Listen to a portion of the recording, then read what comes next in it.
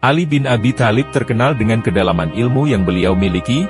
Hal tersebut terbukti ketika Ali bin Abi Thalib menghadapi kaum Yahudi yang mengajukan beberapa pertanyaan tingkat tinggi sekaligus menentang umat Islam, yang pada waktu itu dipimpin oleh Khalifah Umar ibnu Al-Khattab. Beberapa pertanyaan yang dilayangkan oleh kaum Yahudi juga merupakan pertaruhan nasib agama Islam pada waktu itu, bahwa ketika umat Islam tidak mampu menjawab beberapa pertanyaan menohok yang disuguhkan, maka agama Islam dicap sebagai agama yang tidak benar. Namun sebaliknya, jika beberapa pertanyaan yang dilayangkan mampu terpecahkan, maka kaum Yahudi akan mengakui agama Islam sebagai agama yang benar. Dikala Sayyidina Umar bin Khattab memangku jabatan sebagai Amirul Mukminin, pernah datang kepadanya 3 orang pendeta Yahudi. "Hai Khalifah Umar, Anda adalah pemegang kekuasaan sesudah Muhammad dan sahabatnya, Abu Bakar," ujar mereka kepada Khalifah Umar bin Khattab. "Ya. Apa tujuan kalian datang kepada kami?" tanya Khalifah Umar. "Kami hendak menanyakan beberapa masalah penting kepada Anda. Jika Anda dapat memberi jawaban kepada kami, barulah kami mau mengerti bahwa Islam merupakan agama yang benar dan Muhammad benar-benar seorang nabi. Sebaliknya, jika Anda tidak dapat memberi jawaban, berarti bahwa agama Islam itu tidak benar dan Muhammad bukan seorang nabi. Silakan bertanya tentang apa saja yang kalian inginkan," sahut Khalifah Umar. Pendeta-pendeta itu pun memulai pertanyaan-pertanyaannya. "Jelaskan kepada kami tentang induk kunci, geembok, mengancing langit, apakah itu?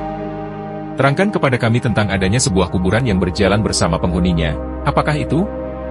Tunjukkan kepada kami tentang suatu makhluk yang dapat memberi peringatan kepada bangsanya, tetapi ia bukan manusia dan bukan jin. Terangkan kepada kami tentang 5 jenis makhluk yang dapat berjalan di permukaan bumi, tetapi makhluk-makhluk itu tidak dilahirkan dari kandungan ibu atau induknya." Khalifah Umar menundukkan kepala untuk berpikir sejenak. Dengan bijak Umar mengatakan secara jujur bahwa beliau tidak bisa menjawab beberapa pertanyaan dari kaum Yahudi. Mendengar jawaban Khalifah Umar seperti itu, pendeta-pendeta Yahudi yang bertanya berdiri melonjak-lonjak kegirangan, sambil berkata, "Sekarang kami bersaksi bahwa Muhammad memang bukan seorang nabi, dan agama Islam itu adalah batil." Salman Al-Farisi yang saat itu hadir, segera bangkit dan berkata kepada pendeta-pendeta Yahudi itu, "Kalian tunggu sebentar." Ia cepat-cepat pergi ke rumah Ali bin Abi Thalib. Setelah bertemu, Salman berkata, "Ya Abul Hasan, selamatkanlah agama Islam." Ali bin Abi Thalib bingung, lalu bertanya, "Mengapa?" Salman kemudian menceritakan apa yang sedang dihadapi oleh Khalifah Umar bin Khattab. Sayyidina Ali segera saja berangkat menuju ke rumah Khalifah Umar, berjalan lenggang memakai burdah, selembar kain penutup punggung atau leher, peninggalan Rasulullah Shallallahu Alaihi Wasallam. Ketika Khalifah Umar melihat Ali bin Abi Thalib datang, beliau bangun dari tempat duduk lalu buru-buru memeluknya, sambil berkata, "Ya Abul Hasan, tiap ada kesulitan besar, engkau selalu kupanggil." Setelah berhadap-hadapan dengan para pendeta yang sedang menunggu-nunggu jawaban itu, Ali bin Abi Thalib berkata, "Silakan kalian bertanya tentang apa saja yang kalian inginkan. Rasulullah Shallallahu Alaihi Wasallam sudah mengajarku 1000 macam ilmu, dan tiap jenis dari ilmu-ilmu itu mempunyai 1000 macam cabang ilmu. Sekarang tanyakanlah satu demi satu," kata Ali bin Abi Thalib. Mereka mulai bertanya, "Apakah induk kunci yang mengancing pintu-pintu langit?" "Induk kunci itu," jawab Ali bin Abi Thalib, "ialah syirik kepada Allah. Sebab semua hamba Allah, baik pria maupun wanita, jika ia bersyirik kepada Allah, amalnya tidak akan dapat naik sampai ke hadirat Allah."